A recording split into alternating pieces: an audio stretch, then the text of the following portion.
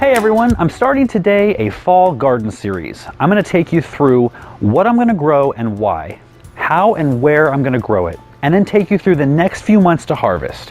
Hopefully you'll follow along and grow with me. I'm going to be growing just about all my fall garden in raised planters. I already have one that I built in the spring and it's worked really well.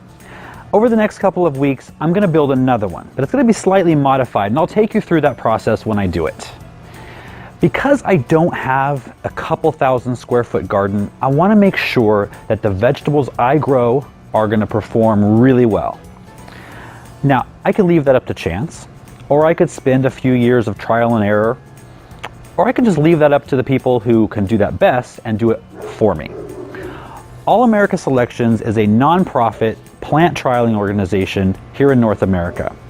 Their mission is to promote new garden varieties with superior garden performance, judged in impartial trials in North America. Isn't that what we all want? I've been waiting about a week for my fall vegetable seeds to arrive in the mail, and today they did. I've chosen 8 AAS winners for my fall vegetable garden, and I'm going to give you a little bit of information on each variety. Now, I've never ordered from this company before, so I'm not necessarily going to be able to review the quality of the seeds. I can do that in the spring. I can tell you that it is J.W. Jung Seed Company. The ordering process was really easy on their website. It was simple and straightforward. They had all the varieties I wanted, and the shipping time, about 6 days, was pretty good. It's no Amazon Prime, but for a seed company, less than a week is pretty good. Now, is it just me though, or do you like an actual nice picture of what's in the packet on the packet? I don't know, maybe that's just me. But here we go. So the first one is Kale Prism F1. Now, I'm not a fan of kale. There, I said it. I like a lot of greens, but kale just isn't one of them. Now, everyone says, you gotta try this one, it's sweeter than most. You gotta try this one, it's got a great nutty flavor.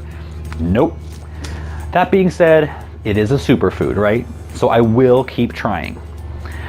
The biggest problem with kale typically is it takes up a lot of space in the garden. Not this one. Prism was actually an All-American Selections winner last year. It produces really attractive, short, tight, roughly edged leaves that grow well in containers or in the ground. And they're supposedly easy to maintain.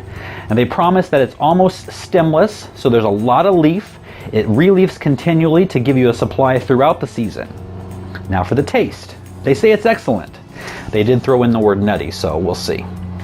They're supposed to be really tender for eating raw or in salads, but also hold up well to cooking.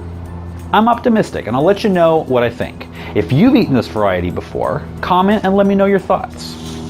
The second one is a cabbage. It's Catarina Cabbage F1.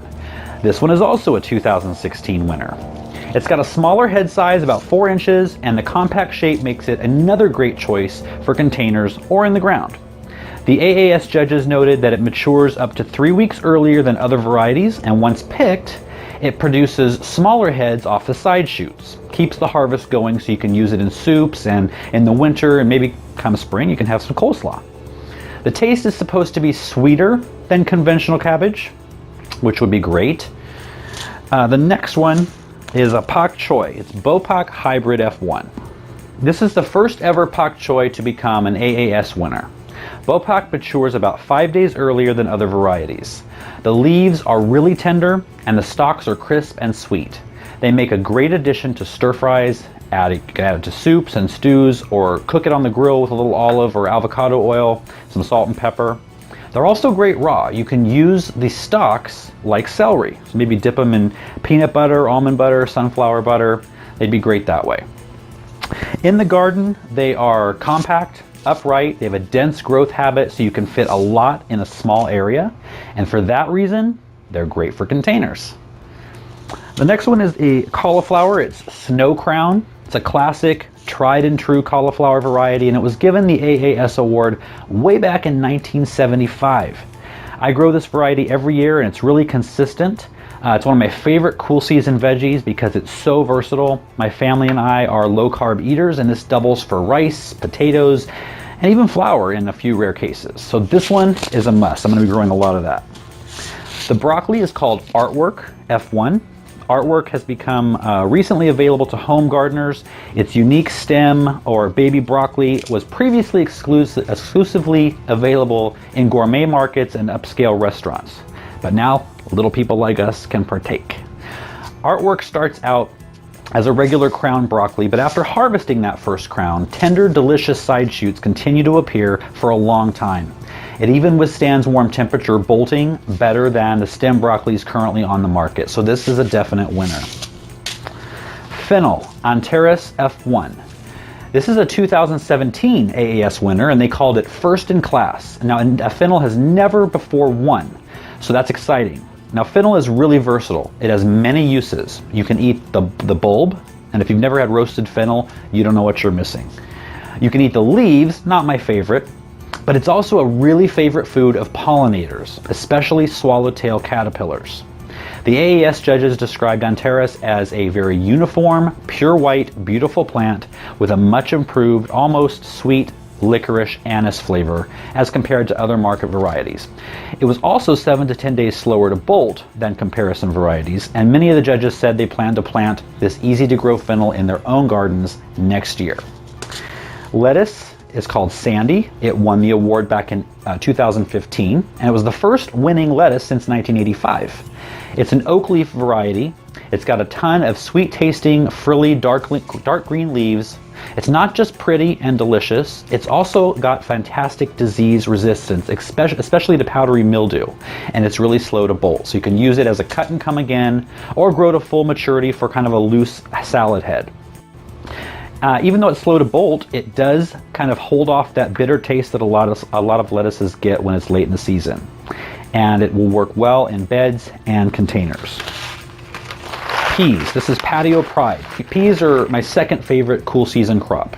If you don't like peas, you've never had one fresh. You've probably had frozen or canned. Fresh from the pod, from the garden, is a whole different story. My son will come out and strip a bush clean in a matter of minutes. It's actually a 2017 winner.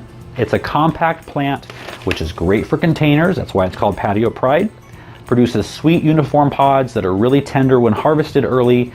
With only 40 days needed for maturity, it can be one of the first spring harvests. So I'm going to do some succession planting with it to get a consistent harvest over a few months.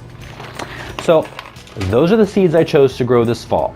Check out your favorite seed company to find these and more AAS winners, and let me know what you're going to grow this fall.